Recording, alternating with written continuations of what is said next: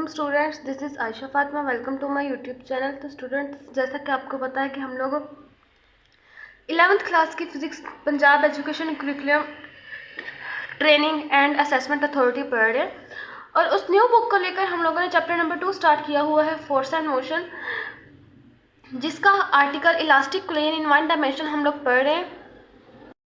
Elastic collision वाले lecture का आज हम लोग तीसरा पार्ट पढ़ने लगे हैं, जिसमें हम लोग उसके स्पेशल केसेस पढ़ेंगे। ठीक है स्टूडेंट्स, इससे पहले हम लोगों ने इलास्टिक कोलिजन का जो फर्स्ट पार्ट था उसमें ये देखा था कि बॉडीज मूव कैसे कर रही हैं। फिर हम लोगों ने जो सेकंड पार्ट पढ़ा था उसमें देखा था कि आफ्टर कोलिजन जो है वो बॉडी की जो वेलोसिटीज़ होती हैं v1 डैश और v2 डैश वो क्या होती हैं। इस v1 डैश को और v2 डैश को फाइंड आउट करके सेकेंड लेक्चर में हम लोगों ने दो इक्वेशंस निकाली थी, जिसमें यहाँ हमारे पास v1 डैश जो है वो इस इक्वेशन के इक्वल है और जो v2 डैश है हमारे पास वो इस इक्वेशन के इक्वल है।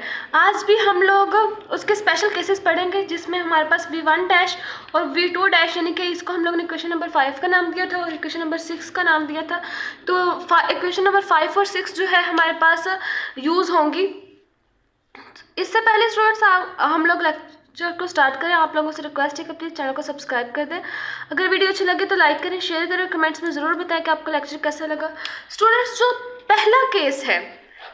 पहला केस है हमारे पास, उसमें ये है कि हमारे पास दो बॉल्स हैं। ठीक है, दो बॉल्स हैं, एक का मैस m1 है, दूसरी का मैस m2 है, वो इक्वल है, यानी कि m1 जो है वो m2 के इक्वल है। m1 जो है वो हमारे पास m1 जो है हमारे पास वेलोसिटी v1 के साथ मूव करती है, m2 जो है हमारे पास वेलोसिटी v2 के साथ मूव करती है। ठीक है, ये हमारे पास बिफोर कोलिजन की बात हो रही है। ठीक है, बिफोर कोलिजन। आफ्टर कोलिजन जो है m1 जो है वो v1 डैश के साथ v1 डैश वेलोसिटी के साथ मूव करती है और m2 जो है वो v2 डैश वेलोसिटी के साथ मूव करती है।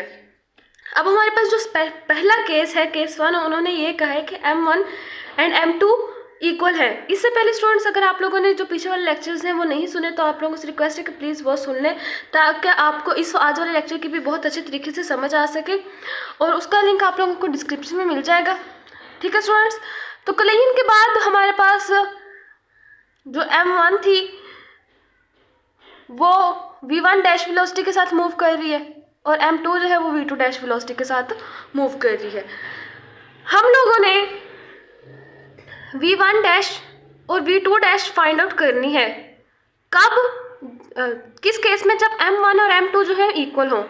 v1 डैश और v2 डैश को फाइंड आउट करने के लिए जब m1 और m2 इक्वल हो, हम लोग v1 dash equation number 5 use करेंगे, जिसमें हमारे पास v1 डैश जो है वो इक्वल होती है m1 negative m2 over m1 positive m2 v1 plus m2 over m1 plus m2 यानी कि v2, यानी कि v1 डैश हमारे पास वो वेलोसिटी है जो आफ्टर कोलिजन है। यानी कि अगर हमारे पास m1 और m2 जो है वो इक्वल है तो हमारे पास आफ्टर कोलिजन जो v1 डैश और v2 डैश हमारे पास क्या होती है।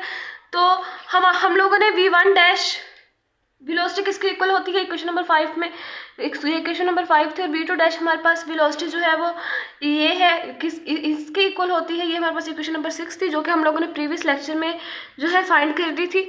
तो अब हम लोग जब v1 डैश, अगर हमारे पास बॉडी m1 है, उसकी वेलोसिटी हम लोगों ने v1 डैश फाइंड आउट करनी है जब m1 m2 के इक्वल हो, तो हम लोग इक्वेशन नंबर 5 यूज़ करेंगे।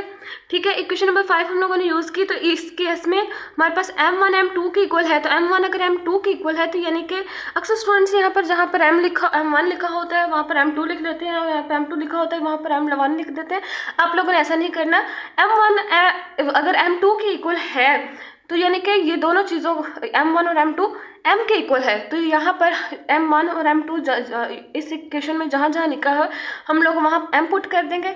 तो हम लोगों ने इस इक्वेशन में इस यहाँ पर जहाँ जहाँ m लिखा हुआ था वहाँ m पुट कर दिया, जहाँ जहाँ m1 और m2 लिखा हुआ था वहाँ हम लोगों ने m पुट कर दिया। तो अब हमारे पास इस कंडीशन में देखें कि m माइनस एम है तो m माइनस एम ज़ीरो होता है, इसलिए ये सारी चीज़ हमारे पास ज़ीरो हो जाएगी ऑटोमेटिकली। यहाँ पर m प्लस एम है यानी कि 2 में m है तो 2m और 2m कैंसिल हो जाएगा, तो v1 डैश जो है हमारे पास v2 के इक्वल होगा। तो हम लोगों ने यहाँ पर इसी तरह लिख दिया कि v1 dash is equal to 0/2m v1 plus 2m over 2m over v2। तो हमारे पास 2m और 2m कट गए और ये सारी चीज़ जो है हमारे पास ज़ीरो होगी, तो हमारे पास v1 dash is equal to 0 plus v2 आ जाएगा और v1 डैश हमारे पास v2 आ गया।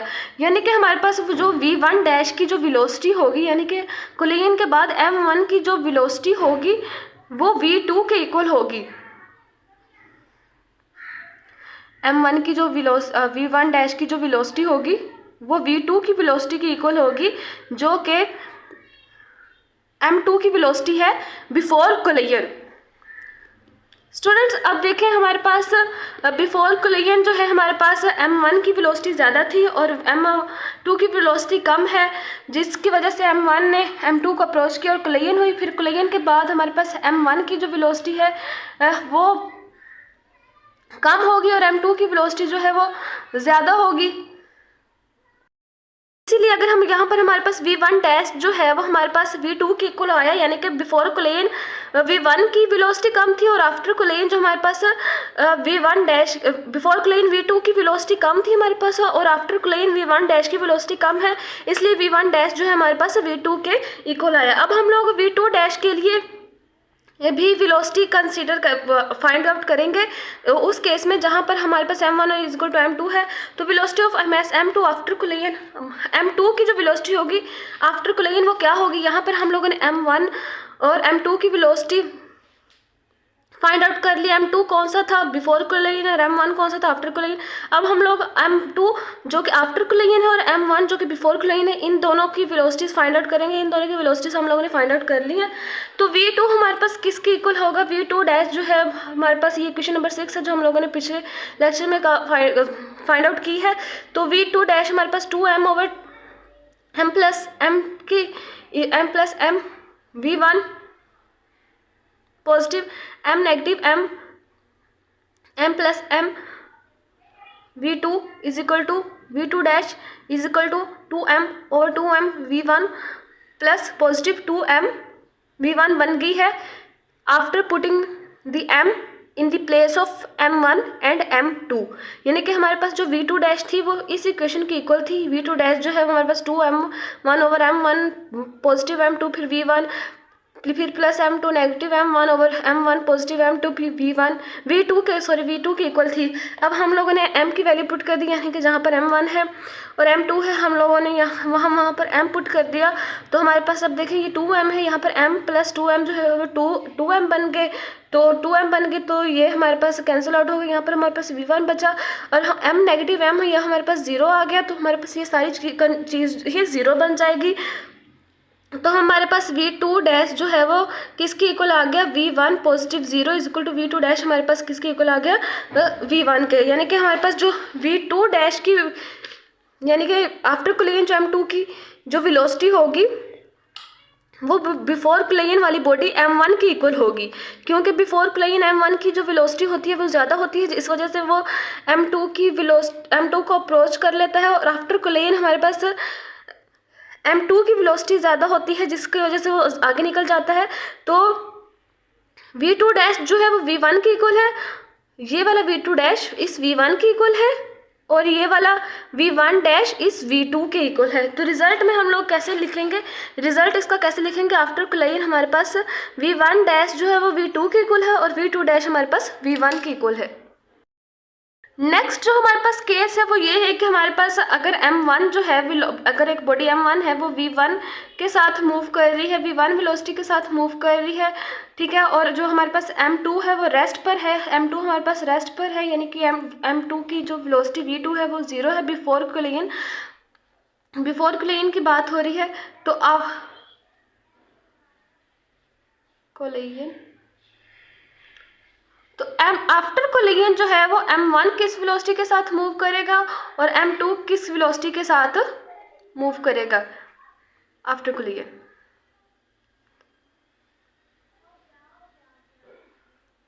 स्टूडेंट्स अब देखिए, उन्होंने हमें कहा है कि M1 और M2 एक दूसरे के इक्वल है, लेकिन M2 रेस्ट पे है। जब M2 रेस्ट पे है, फिर जो M1 है वो M2 के साथ आगे कोलाइड करेगी, तो फिर हमारे पास आफ्टर कोलाइड M1 और M2 जो है वो किस वेलोसिटी के साथ मूव करेंगे। इसको हम लोग फाइंड आउट करने के लिए देखते हैं कि जो वेलोसिटी होगी ऑफ मास M1 की आफ्टर कोलाइड वो हमारे पास क्या होगी। यानी कि हम लोग V1 डैश की जो वैल्यू हम लोगों ने पिछले केस में यूज़ की थी, वही चीज़ हम लोग इसको दोबारा देखेंगे। M1 जो है वो M2 की इक्वल है, इसलिए इस इक्वेशन में जहाँ पर M1 और M2 है वो M से रिप्लेस हो जाएगा। और V2 हमारे पास 0 है, तो V2 की जगह 0 लिख देंगे। V2 की जगह जब हम 0 लिख देंगे तो ये सारी कंडीशन वैसे ही 0 हो जाएगी। अब हम लोग इस इक्वेशन कंडीशन को देख लेते हैं, इस वाली साइड को देखते हैं। In this case M1 is equal to M2 जो कि M के इक्वल है, और V2 जो हमारे पास 0 के इक्वल है। तो जब हम लोगों ने V2 की वैल्यू 0 पुट कर दी, तो ये सारी जो कंडीशन थी वो ऑटोमेटिकली 0 होगी। और M2 और M1 की जगह हम लोगों ने M पुट कर दिया, तो वो V1 डैश की जो वेलोसिटी होगी वो हमारे पास 0 की इक्वल आ जाएगी, क्योंकि यहाँ पर M नेगेटिव M है, ये भी 0 हो जाएगा। फिर ये सारी जो साइड है ये भी 0 हो जाएगी, ये वाली साइड वो भी 0 हो जाएगी। फिर V1 डैश की जो वेलोसिटी होगी, यानी कि आफ्टर कोलाइड जो M1 की वेलोसिटी होगी V1 डैश वो 0 की इक्वल होगी। यानी कि बिफोर कोलाइड जो M1 की वेलोसिटी थी वो V1 थी, लेकिन M2 की वेलोसिटी V2 0 है। लेकिन आफ्टर कोलाइड जो है वो M1 की वेलोसिटी वो V1 डैश जो है वो 0 की इक्वल होगी। ठीक है, अब हम लोग V2 वाला केस देख लेते हैं कि यहाँ पर V1 की बात होगी। अब हम लोग V2 की बात करते हैं, तो जो वेलोसिटी होती है मैस आफ्टर कोलाइड मैस 2, यहाँ पर हम लोगों ने मैस M1 की वेलोसिटी देखी थी आफ्टर कोलाइड। अब हम लोग M2 की वेलोसिटी देख लेंगे आफ्टर कोलाइड वो क्या होगी। M1 की वेलोसिटी आफ्टर कोलाइड वो V1 dash is equal to 0 आई, तो M2 की वेलोसिटी हमारे पास क्या होगी आफ्टर कोलाइड। इस केस में velocity of M2 after collide हमारे पास जो V2 डैश है हम लोगों ने ये फाइंड करना है, जो कि इस सारी इक्वेशन के इक्वल है, जो कि हम लोगों ने पिछले लेक्चर में पढ़ा है। और इसको हम लोगों ने इक्वेशन नंबर 6 का नाम दिया था। तो हम लोग M1 और M2 जो है वो M के इक्वल है, और V2 हमारे पास 0 के इक्वल है। तो ये जो वैल्यूज़ हैं वो इस इक्वेशन में पुट कर देंगे। M1 और M2 की जगह हम लोग M लिख देंगे, और V2 की जगह 0 लिख देंगे। फिर इक्वेशन हमारे पास ये क्या बन जाएगी, V2 की जगह 0 लिख देंगे, तो हमारे पास ये इक्वेशन जो है वो 0 हो जाएगी। अब हम लोग इस इक्वेशन के साथ काम करते हैं कि M1 और M2 जहाँ पे लिखा था उसकी वैल्यू M पुट कर दी, क्योंकि M1 और M2 जो है वो M के इक्वल है। तो 2M और ये हमारे पास M प्लस M 2M बन जाएगा, तो 2M 2M 0 हो जाएगा। और V2 की डैश की जो वैल्यू होगी, यानी कि मैस M2 की जो वेलोसिटी होगी आफ्टर कोलाइड वो V1 की इक्वल होगी। स्टूडेंट्स, आफ्टर कोलाइड ये जो हमारे पास V2 डैश की जो वैल्यू होगी वो V2 डैश की जो वेलोसिटी होगी वो V1 की इक्वल होगी, क्योंकि बिफोर कोलाइड तो हमारे पास M2 रेस्ट में था। जब M1 जो है वो M2 के साथ कोलाइड करती है तो वो अपनी वेलोसिटी M2 को दे देती है, इसलिए आफ्टर कोलाइड जो M2 की वेलोसिटी है वो V1 की वेलोसिटी के इक्वल है। तो इसके रिजल्ट में हम लोग क्या लिखेंगे, when M1 is equal to M2 and M2 is at rest. जब हमारे पास M1 जो है और M2 है वो इक्वल हो, लेकिन M2 जो है वो रेस्ट पे हो, then after collide M1 comes to rest. M1 rest में आ जाती है आफ्टर कोलाइड पे, and M2 begins to move with same velocity with which M1 moving initially with which M1 moving initially, यानी कि जिस वेलोसिटी के साथ M1 मूव कर रहा होता है उसी की वेलोसिटी के साथ आफ्टर कोलाइड के बाद M2 मूव करती है। हमारे पास केस 3 जो है वो क्या है हमारे पास, कि जब एक लाइट बॉडी है वो कोलाइड करती है मैसिव बॉडी के साथ जो कि रेस्ट पे है। यानी कि हमारे पास ये जो मैस M1 है, ये बॉडी M1 है, ये कोलाइड करती है एक मैसिव बॉडी के साथ M2 के साथ, जो कि बहुत ही ज़्यादा मैसिव है। अब इस जो M2 है हमारे पास, इसका जो मैस है बहुत ज़्यादा है, और उन्होंने कहा है कि ये रेस्ट पे है, यानी कि जो V2 हमारे पास होगा वो 0 के इक्वल होगा। अब ये M2 जो है वो बहुत ज़्यादा मैसिव है, और M1 जो है वो बहुत ज़्यादा लाइट है। स्टूडेंट्स, हम लोगों ने इलास्टिक प्लेन वाले लेक्चर में एक एग्जांपल पढ़ी थी कि हमारे पास जब हार्ड बॉल जो है वो अर्थ के साथ कोलाइड करती है तो वो वापस अपनी ओरिजिनल हाइट के ऊपर चली जाती है। अब देखिए हमारे पास ये जो हार्ड बॉल है उसका मैस तो है, लेकिन एज़ कम्पेयर टू अर्थ उसका हार्ड बॉल का जो मैस है वो बहुत ज़्यादा है, बहुत कम है। यानी कि अर्थ का जो मैस है वो हार्ड बॉल के बनिस्बत बहुत ज़्यादा है। हार्ड बॉल का जो मैस है वो अर्थ की बनिस्बत निग्लिजिबल है। इसी तरह हमारे पास ये जो मैसिव बॉडी है जो कि रेस्ट पर है, ये बहुत ही ज़्यादा मैसिव है और इसकी बनिस्बत हमारे पास जो मैस M1 जो बॉडी है यानी कि मैस M1 है, इसका जो मैस है वो हमारे पास निग्लिजिबल है। तो अब देखिए स्टूडेंट्स, हमारे पास ये जो मैस M1 है ये हमारे पास वेलोसिटी V1 के साथ मूव करता है।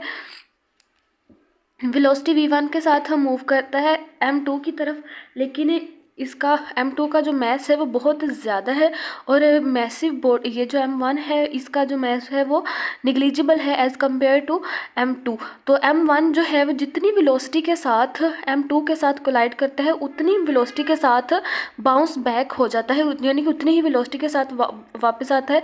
तो इसीलिए आफ्टर कोलिजन जो हमारे पास M1 की जो वेलोसिटी होगी वो V1 डैश होगी और M2 की जो वेलोसिटी होगी वो V2 डैश ज़ीरो ही रहेगी। यानी कि जो हमारे पास जब मैस M1 जो है वो मैसिव बॉडी के साथ कोलाइड करता है जो कि रेस्ट के ऊपर है, तो उसकी जो वेलोसिटी है वो चेंज नहीं होती जब M2 उसके साथ कोलाइड करता है। तो इसकी जो वेलोसिटी है मैस M1 की आफ्टर कोलिजन वो भी V1 डैश ही रहती है, लेकिन वो इक्वल ये रीबाउंस बैक हो जाता है तो फिर ये ऑपोजिट डायरेक्शन में मूव करता है। इसलिए जो V1 डैश है वो is equal to negative V1 की इक्वल होती है। नेगेटिव V1 जो थी वो हमारे पास M1 की वेलोसिटी थी बिफोर कोलिजन, लेकिन यहाँ पर V1 डैश जो है वो M1 की वेलोसिटी है आफ्टर कोलिजन। और हमारे पास जो M1 है पहले तो कोलिजन से पहले हमारे पास जो है वो M2 के साथ कोलाइड करता है, इसलिए वो इस डायरेक्शन में मूव करता है, लेकिन कोलिजन के बाद वो इस डायरेक्शन में मूव करता है। और जब वो इस डायरेक्शन में मूव करता है तो उसकी जो वेलोसिटी होती है वो V1 डैश होती है और आफ्टर कोलिजन के जो कि हमारे पास V1 के इक्वल ही होती है, लेकिन उस ऑपोजिट डायरेक्शन के में होती है, इसलिए V1 डैश जो है वो V1 के नेगेटिव V1 के इक्वल हो। इस चीज़ को मैथमेटिकल फॉर्म में एक्सप्रेस करेंगे कि जो वेलोसिटी है मैस M1 की आफ्टर कोलिजन वो क्या होगी। यानी कि हमारे पास M1 जो है कि वेलोसिटी है जिस आफ्टर कोलिजन उसकी जो M1 जो हमारे पास मैस है आफ्टर कोलिजन उसकी जो वेलोसिटी है V1 डैश है। तो वो कैसे है, V1 डैश हमारे पास आपको पता है कि इस इक्वेशन की इक्वल होता है, क्योंकि ये इक्वेशन नंबर 5 है। इस इक्वेशन को हम लोगों ने elastic collision in one dimension के फर्स्ट पार्ट में वह जो है वो पढ़ा था। अगर आपने अभी तक वो लेक्चर नहीं सुना तो आपसे रिक्वेस्ट है कि पहले वो वाला लेक्चर सुन लें। तो हमारे पास V1 डैश जो है वो इस चीज़ के इक्वल है।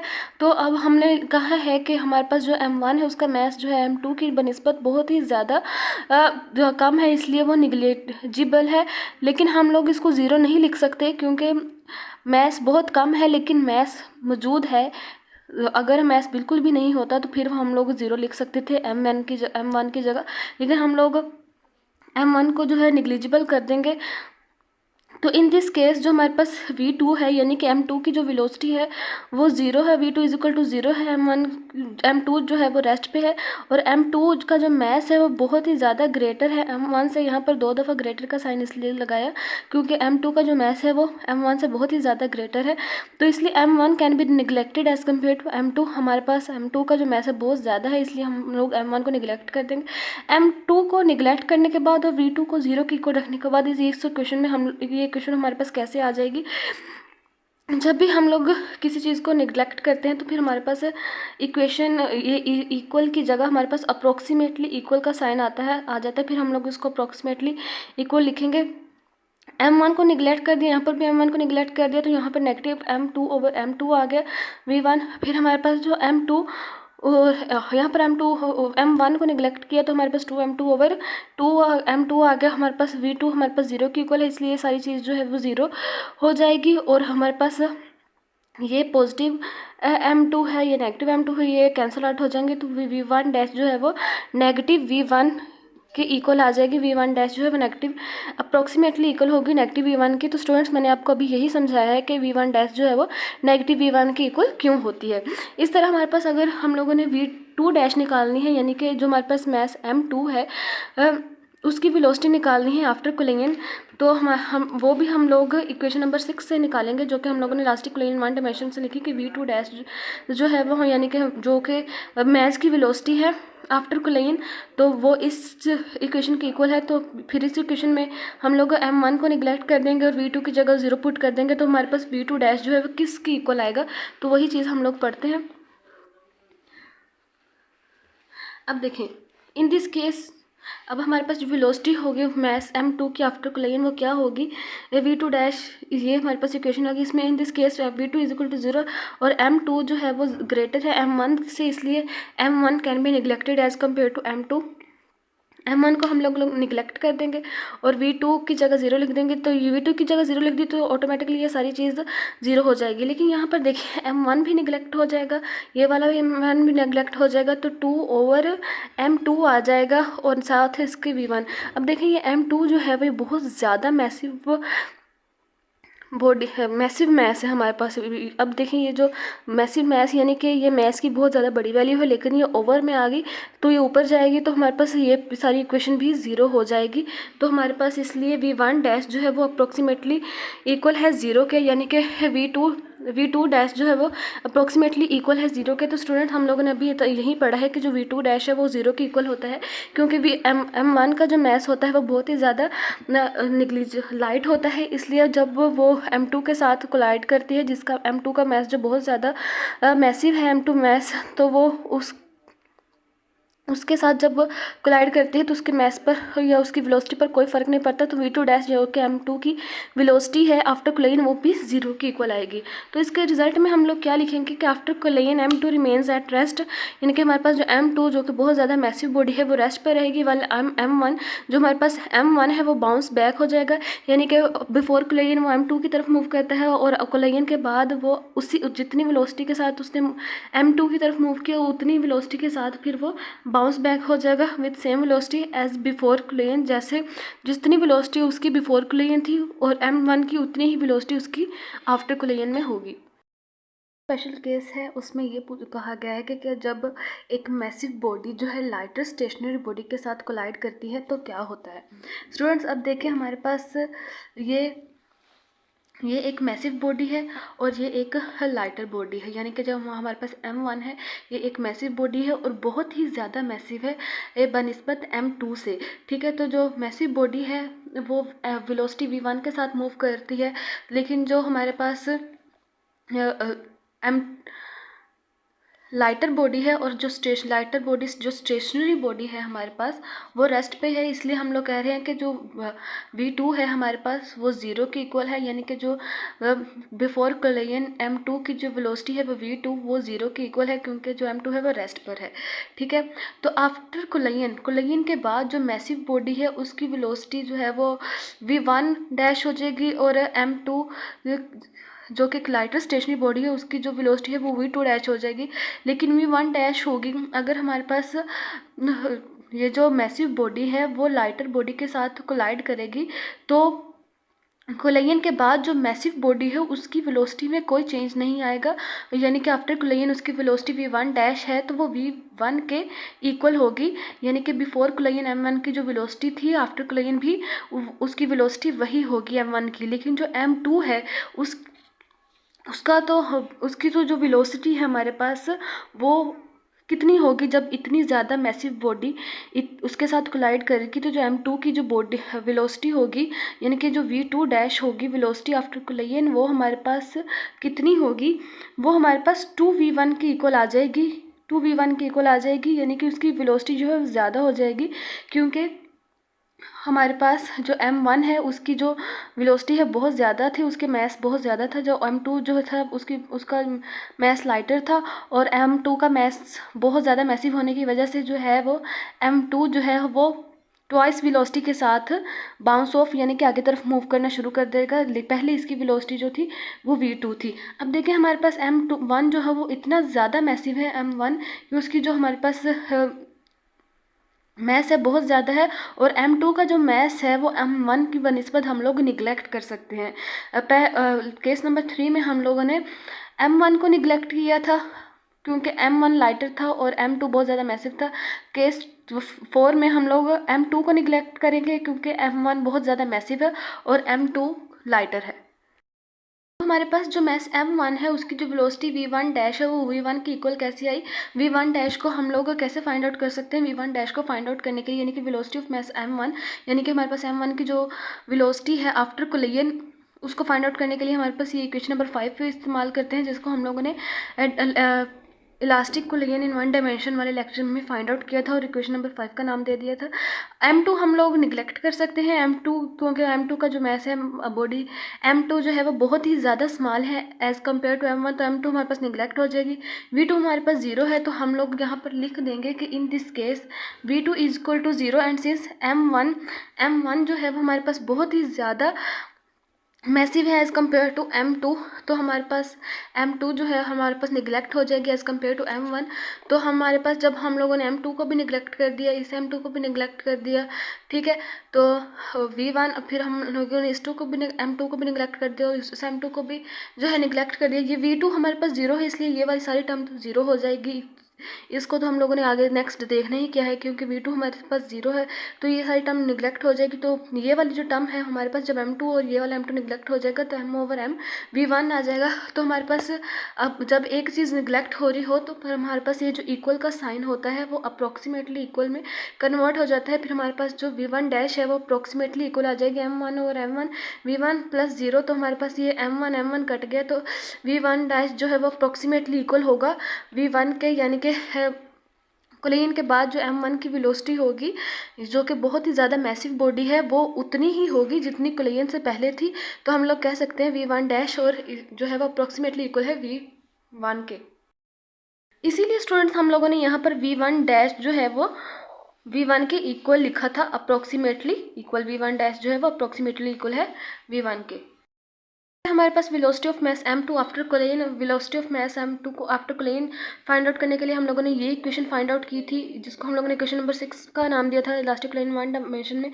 इस इक्वेशन में जब हम लोग V2 की जगह 0 पुट कर देंगे तो ये वाली टर्म जो है वो हमारे पास 0 हो जाएगी, लेकिन यहाँ पर जब हम M2 को निगलेक्ट करेंगे तो हमारे पास 2M1 ओवर M और V1 आ जाएगा, यानी कि हमारे पास ये M1 ये इस M1 से निगलेक्ट हो जाएगा। तो हम लोगों ने M2 को निगलेक्ट करने के बाद V2 की वैल्यू 0 पुट करने के बाद जो इक्वेशन है हमारे पास वो इस तरह बन के आ जाएगी।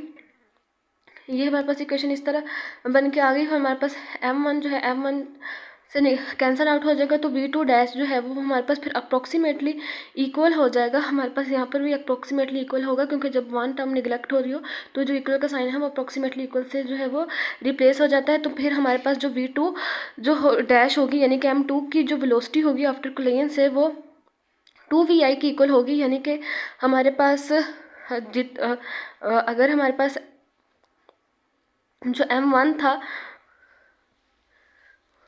वो बिफोर कोलिजन V1 वेलोसिटी के साथ मूव कर रहा है, तो आफ्टर कोलिजन के बाद जो V2 डैश की जो हमारे पास M2 है वो V2 डैश वेलोसिटी के साथ मूव करेगी और V2 डैश जो है हमारे पास 2VI की इक्वल है, यानी कि हमारे पास जो लाइटर बॉडी होगी उसके बाद जब उसके साथ जब मैसिव बॉडी कोलाइड करेगी तो वो मैसिव बॉडी से ट्वाइस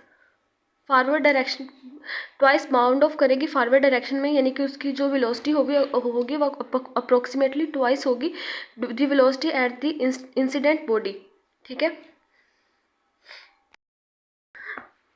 M1 जब M2 के साथ कोलाइड करेगी तो M2 जो है वो ट्वाइस वेलोसिटी के साथ मूव करेगी, तो इसलिए हमारे पास V2 डैश जो है वो 2VI के इक्वल आ गया। अब हमारे पास जो इसका रिजल्ट आया यानी कि केस 4 का रिजल्ट आया वो यही आया कि after collision there is no change in the velocity of massive body की वेलोसिटी में चेंज नहीं आएगा, लेकिन जो लाइटर बॉडी है वो बाउंस ऑफ होगी इन द फॉरवर्ड डायरेक्शन में with approximately twice the velocity at of the incident body, यानी कि इंसिडेंट बॉडी हमारे पास कौन सा मैसिव वेलोसिटी है उसकी ट्वाइस वेलोसिटी के साथ हमारे पास जो है वो लाइटर बॉडी मूव करेगी, यानी कि M2 जो है वो M1 की ट्वाइस वेलोसिटी के साथ मूव करेगी और M2 m1 जो कि मैसिव बॉडी है उसकी वेलोसिटी में कोई चेंज नहीं आएगा। तो स्टूडेंट्स ये बहुत ही ज़्यादा इंपॉर्टेंट लॉन्ग क्वेश्चन है। कभी कभी आप लोगों से शॉर्ट क्वेश्चन में या तो एक केस पूछ लेता है या तो लॉन्ग क्वेश्चन में हम आपको दो केसेस की स्टेटमेंट दे देते हैं और पूछते हैं कि इसको ड्राइव करें। यानी कि अगर आपसे शॉर्ट क्वेश्चन पूछा है तो वो आपसे कहेंगे कि when a massive body collides with light stationary body what was their velocities after collision. तो उसकी आफ्टर कोलिजन उनकी वेलोसिटीज़ क्या होंगी। लॉन्ग क्वेश्चन में भी आपको 2-3 केसेस की स्टेटमेंट्स देकर हमारे पास ये क्वेश्चन पूछ लेते हैं। तो इससे नेक्स्ट वाला जो टॉपिक हम लोगों को पढ़ेंगे वो है in elastic collision in one dimension. ये हमारे पास क्लास 11th की फिजिक्स की न्यू बुक में जो है वो एक नया आर्टिकल इंट्रोड्यूस करवाया गया है, तो उसको हम लोगों ने बहुत ही अच्छे से पढ़ना है। ठीक है स्टूडेंट्स, वो लेक्चर आप तक जल्दी से जल्द पहुंचे, इसलिए आप लोग चैनल को सब्सक्राइब कर दें। अगर वीडियो अच्छी लगी तो लाइक करें, शेयर करें और कमेंट्स में ज़रूर बताएं कि आपको लेक्चर कैसा लगा।